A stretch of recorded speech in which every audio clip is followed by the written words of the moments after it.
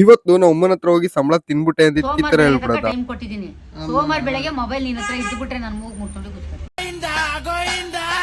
ಇವತ್ತು ಬೆಳಗ್ಗೆನೆ ಬೇಗ ಎದ್ದು ರೆಡಿಯಾಗಿ ನಮ್ಮೂರ್ ದೇವಸ್ಥಾನಕ್ಕೆ ಹೋದೆ. ಇದನ್ನ ನೋಡಿ ಎಷ್ಟು ಖುಷಿ ಆಯ್ತು ಅಂದ್ರೆ, ಇದನ್ನ ಇಷ್ಟು ವರ್ಷ ದೇವಸ್ಥಾನಕ್ಕೆ ಬರ್ತೀನಿ ನಾನು ನೋಡೇ ಇರ್ಲಿಲ್ಲ. ಈ ಹಿಂದೆ ವಿಡಿಯೋದಲ್ಲಿ ತೋರಿಸ್ತಿದ್ನಲ್ಲ, ಇದು ನಮ್ಮ ಅಪ್ಪನ ಹೆಸರು ಮತ್ತೆ ನಮ್ಮ ಅಮ್ಮನ ಹೆಸರು. ನೋಡಿ ಎಷ್ಟು ಖುಷಿ ಆಯ್ತು ಅಂದ್ರೆ ಮನಸ್ಸಿಗೆ ತುಂಬಾ ಖುಷಿ ಆಯ್ತು ನನಗಂತ. ನಮ್ಮೂರ್ ಬೈಲಾಂಜನೇಯ ಸ್ವಾಮಿ ದೇವಸ್ಥಾನದಲ್ಲಿ ಕಾಯಿ ಕಟ್ಟಿದ್ದೆ. ಬೆಳಗ್ಗೆನೆ ಬೇಗ ಬಂದು ಗುಡಿ ದರ್ಶನ ಮಾಡ್ಕೊಂಡು ಮನೆಗೆ ಬರೋದಕ್ಕೆ ನಮ್ಮ ಎಕ್ಸ್ಪಲ್ಸ್ ನೋಡಿ ಎಷ್ಟೇ ಪೆಟ್ರೋಲ್ ಹಾಕ್ಸಿದ್ರು ರೆಡ್ ಅಲ್ಲೇ ಬ್ಲಿಂಕ್ ಆಗ್ತಿರುತ್ತೆ. ಕೆಲಸ ಅಂದ್ರೆ ಮಾಡಕ್ಕೆ ಬೇಜಾರಾಗ್ಬಿಡುತ್ತೆ. 2 ದಿನ ಹುಷಾರಿರ್ಲಿಲ್ಲ, ಇವತ್ತು ಹೋದೆ. ಸಿಸ್ಟಮ್ ಮುಂದೆ ಕೆಲಸ ಮಾಡಕ್ಕೆ ಅಂತ ಕೂತ್ಕೊಂತೀನಿ, ಕೆಲಸ ಮಾಡಕ್ಕೆ ಆಗ್ತಿಲ್ಲ, ಅಷ್ಟು ತಲೆ ನೋವ್ತಿತ್ತು. ಇನ್ನೇನ್ ಮಾಡೋದು ಅಂತ ಟೈಮ್ ನೋಡ್ದೆ 12:45 ಆಗಿತ್ತು. ಕರೆಕ್ಟ್ ಟೈಮ್ ಕರೆಂಟ್ ಹೋಗಿದ್ದು. ಇವತ್ತೇನೋ ಗೊತ್ತಿಲ್ಲ, ಬಂದಿದ್ ಮಾತ್ರ ಸಂಜೆ 6 ಗಂಟೆಗೆ. ಇದ್ ನೋಡಿ ಏನ್ ಸಕ್ಕತ್ತಾಗಿದೆ ಅಲ್ಲ ಇದ್ರ ಕಂಬು.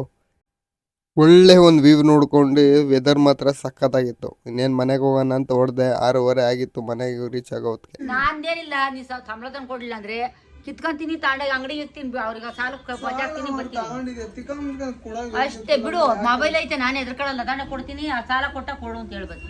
ಸಂಬಳನ ತಿನ್ನಿಸ್ತೀನಿ ನಾನು. ನೀನ್ ನಾಳೆ ಸೋಮವಾರ ಬೆಳಗ್ಗೆ ತಕ್ಕ ಟೈಮ್ ಕೊಟ್ಟಿದ್ದೀನಿ. ಸೋಮವಾರ ಬೆಳಗ್ಗೆ ಮೊಬೈಲ್ ನಿನ್ನ ಹತ್ರ ಇದ್ಬಿಟ್ರೆ ನಾನು ಮೂಗ್ ಮುಟ್ಕೊಂಡು ಕೂತ್ಕೊಳ್ತೀನಿ.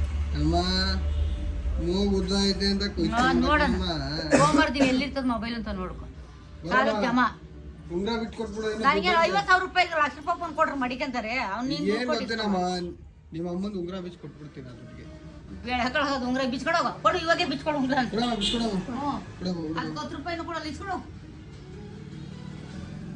ದಾಣ ಮಾಡ ಇಟ್ಬಿಟ್ಟು ದುಡ್ಡು ಇಸ್ಕೊಂಬೋಗ ಒಂದು 50,000. ಇದಕ್ಕೆ 50,000? ನೀನ್ ಇದಕ್ಕೆ 50,000 ಬಿಡಂಗಿದ್ರೆ ನಿಮ್ಮ ಅಮ್ಮನ ಕೈಯಲ್ಲಿ ಬಿಡ್ತಿದ್ದೆ. ಅದ್ಯಾವ್ದು ಏನದು? ಚಿನ್ನ ಅಲ್ಲ ಇದು, ತಾಮ್ರ. ನೀನ್ ಕೇಳ್ದ ನೀನ್ ಅಂತಾನಲ್ಲ ನಗದ್ ನಾಳೆ 100 ರೂಪಾಯಿ ಸಾಕದ. 10 ರೂಪಾಯಿನೂ ಕೊಡೋದು ಯಾರು ಗೊತ್ತು. ನೀನು ಉಂಗ್ರ ಕೇಳುವಾಗೆ ನಂಗೆ ಐಡಿಯಾ ಬಂತು. ತಗೋ ನಿನ್ ಬೇಡ, ನೀನೇ ಮಾಡ್ಕೊ. ಬೇಡ ಮಾಡ್ಕೊ. ಇಲ್ಲ ಕಣ, ಒಂದು 50,000 ಕೊಡ್ತಾರೆ, ಅಂಗಡಿಗೆ ಕೊಟ್ಟು ಎತ್ಕೊಬೋದು.